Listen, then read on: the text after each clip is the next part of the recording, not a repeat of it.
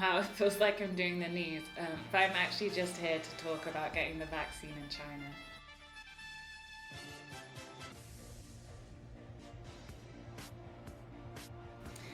Hi, I'm Katie from LTL, and today I'm going to get the vaccine in China.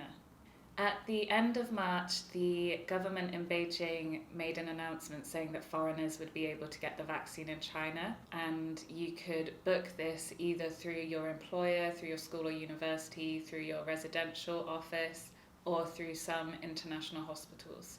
At the moment, the vaccine is free for everyone to get in Beijing, so I've decided to book it. I booked through an international hospital called the Beijing United Family Clinic, and it was super easy to do. Everything was in English, which is actually why I chose to do that, because I don't really know how to talk about vaccines in Chinese, though we do have a blog for that. Now to Cam with the weather. It's raining! Thanks, Cam. Okay, so booking my vaccine in China was really easy. The Beijinger released a couple of articles about different ways that you can book it, and one of those ways was a QR code for the Beijing United Family Hospital.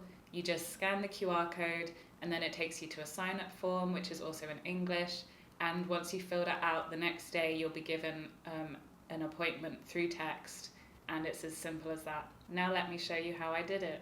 Okay, so you just scan the QR code and then it takes you to the booking form, which is just really simple and easy to fill out once it loads. The internet here is not great. So as you see, you just need to fill out your details, your name, date of birth, and then your identification number. So for any foreigners, that's your passport number, mobile number, email, emergency contact person, and then your home or work address, because I believe for the Beijing United Family Hospital you either have to work or live in Chaoyang district, though that might have been extended. I'm not sure if that rule's still in place. And then it also asks you whether you'd want a local vaccine like the Sino vaccine, or if you would prefer to wait until there are imported vaccines in China, although that could take a very long time. And yeah, it just tells you about like the consent forms you have to sign when you go there, and then you just submit it. And as I said, the next day I received a text from them saying your appointment is on this date at this time, along with the address. And it also sent a link to an online form I needed to fill out beforehand, just saying, I've not been in contact with anyone with COVID. So yeah, easy as that. So just one more thing, you need to bring your passport with you when you go. So I'm going to go get my passport, and then I'm going off to get the vaccine in China.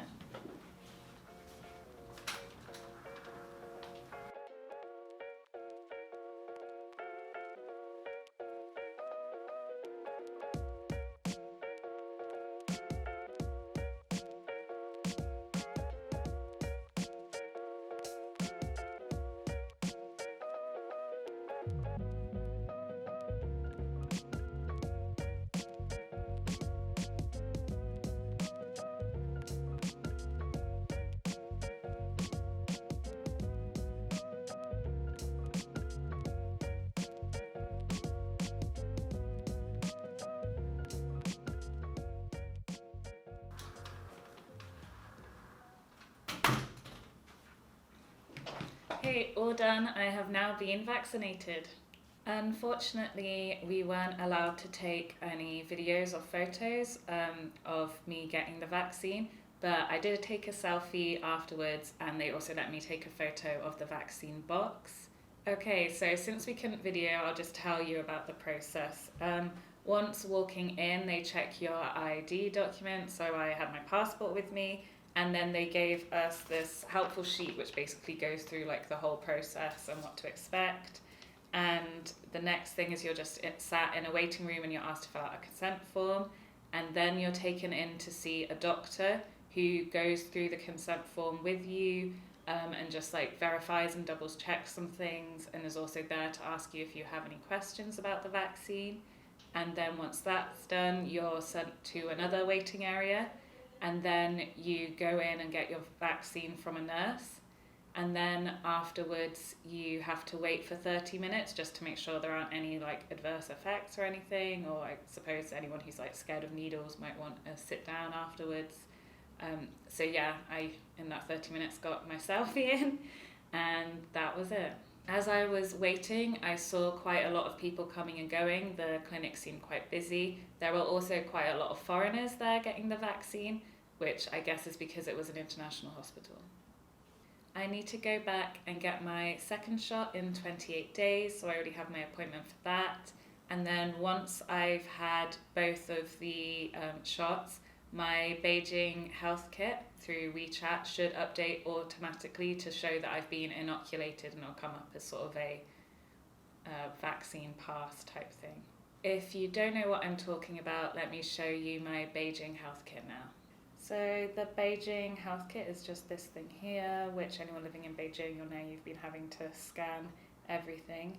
So if you just go on query on vaccination services, and then vaccination, and on there, it's already showing my first dose is administered. Wow, okay, so it's already updated with my information. That's amazing.